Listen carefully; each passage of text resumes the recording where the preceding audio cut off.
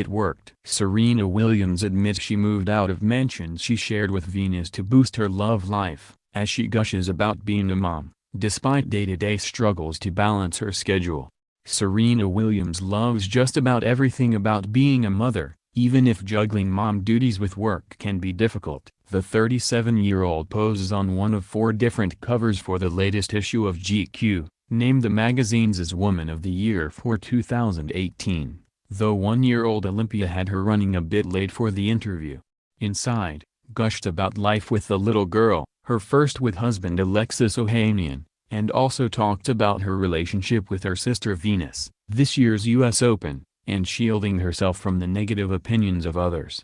"I love everything about being a mom," she said. "The only thing I don't love about being a mom is come 7:30, Olympia's in bed and I get sad. I'm like, should I go to bed? Because then if I wake up, I get to see her again." She also admitted she was struggling a little bit to get to the interview on time, adding, "It's a baby." "You're never on time with a baby." Serena speaks a mix of English and French to Olympia. She taught herself the language when she was setting up schools in Africa, and is already planning lessons in charity and humility for when she grows up, saving Olympia's baby clothes so one day they can donate them to foster kids together. She dished on her close relationship with her sister Venus, too. The pair used to live together in one mansion, but about 3 years ago Serena moved out to another mansion just 1 street away. "I was like, Venus, I'm never going to have a serious relationship if we're roommates forever," she said. "It's honestly pathetic, but we're really close." That's despite the fact that, while growing up, Serena sometimes felt like she was living in Venus' shadow and not measuring up. "I identified as Venus," she said. "I felt weird, like, my boobs were bigger than Venus's, and my body was thicker. I was curvier. I was like, why am I not Venus?" And she was tired of me copying her. She was like, "Get your own identity, please." "I just had to learn that it was okay to, not be Venus," she said. Of course, the magazine also delved into Serena's performance at the US Open this year, and the drama of her final match against Naomi Osaka. In September, Serena famously faced off against Naomi in a black leotard and tutu, but lost a game when chair umpire Carlos Ramos first docked her a point, and then a whole game, for a coaching code violation and her subsequent reaction. "I think a person can be a little bit more sensitive to anything in that moment," she told GQ of the feelings of pressure in a Grand Slam game.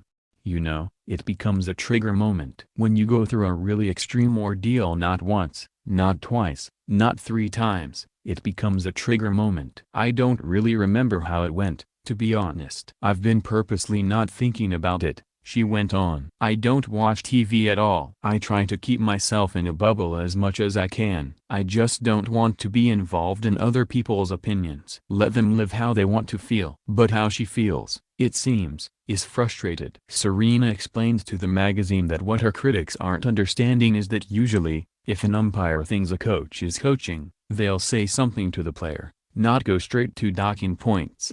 That was where a lot of people don't understand. That's where I was coming from. Like, usually you talk to me, tell me that something's happening, and I'll tell my box, like, whatever you're doing, don't, she said.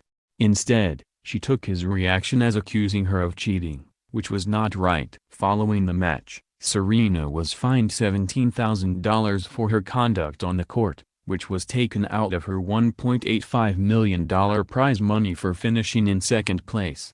Her feelings of injustice were heightened by the fact that, as a black woman, she's aware that she has more stacked against her. "You do research on how black women, in the workforce are. There's literally papers about it, how black women are treated if they're angry, as opposed to white women, white men, black men. It is bottom of the totem pole," she said. To underline the example, Serena pointed to Supreme Court Justice Brett Kavanaugh. Following the Open and Kavanaugh's testimony in front of the Senate Judiciary Committee, many on social media were drawing comparisons between the two. Twitter users pointed out that when Serena got angry at perceived injustice against her, she was criticized and penalized for it. When Kavanaugh got angry for a perceived injustice against him, he was still given a spot on the highest court in the country. "Kavanaugh's a white man. I'm a black woman, she said. His limit is higher. My limit is way lower. And that's where we stand right now in this world. And it's a fact. It is literally a fact. If you don't believe anything I say, just look at those two examples. Serena's GQ cover first debuted earlier this week to much fanfare. In her cover image, the tennis superstar wears a black long-sleeved turtleneck leotard with a bold cutout across the chest and a statement-making Chanel chain belt wrapped around her waist. Yet there was also some backlash. For the cover line next to her photo, Serena is called the Woman of the Year, with men crossed out and woman put in quotation marks. This prompted quite a few people on social media to charge that the move was both racist and transphobic. Okay, but why is woman in quotation marks? One woman tweeted at GQ, while another person shared an image of last year's Woman of the Year cover, which featured Gal Gadot, and no quotation marks around the gender, alongside Serena's, and simply wrote, HMM. Another person blasted the move as inappropriate, dangerous, racist, and transphobic, while one person demanded that the publication issue an explanation for the controversial design decision. Other social media users rushed to defend the magazine, however, pointing out that the word woman was handwritten for Serena's cover by her close friend, Off-White designer Virgil Abloh, whose signature style is to use quotation marks around basic words, something that he does on all of his clothing. The designer was actually responsible for the Nike tutu dresses that Serena wore at this year's US Open, all of which featured the word logo in quotation marks above the signature Nike swoosh. However, Virgil's participation in the cover's creation did little to quell the upset of social media users, with some even choosing to attack the designer personally for allowing the cover to be positioned in the way that it was. I get the Virgil Abloh reference, but that quotation around woman is weird AF and totally uncalled for, one Twitter user wrote, tagging the designer in the process. GQ said it was spotlighting 4 people who did amazing things in 2018 as part of its 23rd annual Men of the Year issue. Serena, the champion of the year, made the cut for obvious reasons. Having welcomed a baby last fall and faced life-threatening complications during childbirth, she made her return to the Grand Slam circuit this year, taking just months off before she began training again. No matter how you cut it, Serena Williams had a remarkable year, the magazine said of its choice to include the G.O.A.T.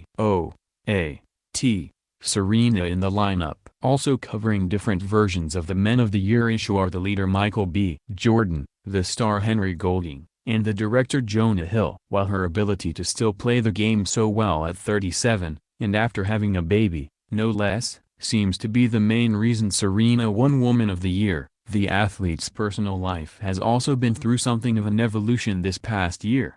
As well as welcoming her first child, and adapting to life as a working mother, this week also marks Serena's first wedding anniversary with her husband, millionaire Reddit founder Alexis Ohanian. The couple tied the knot in New Orleans on November 16 in a stunning Beauty and the Beast-themed ceremony, with celebrity guests that included Kim Kardashian, Beyoncé, Eva Longoria, and Anna Wintour.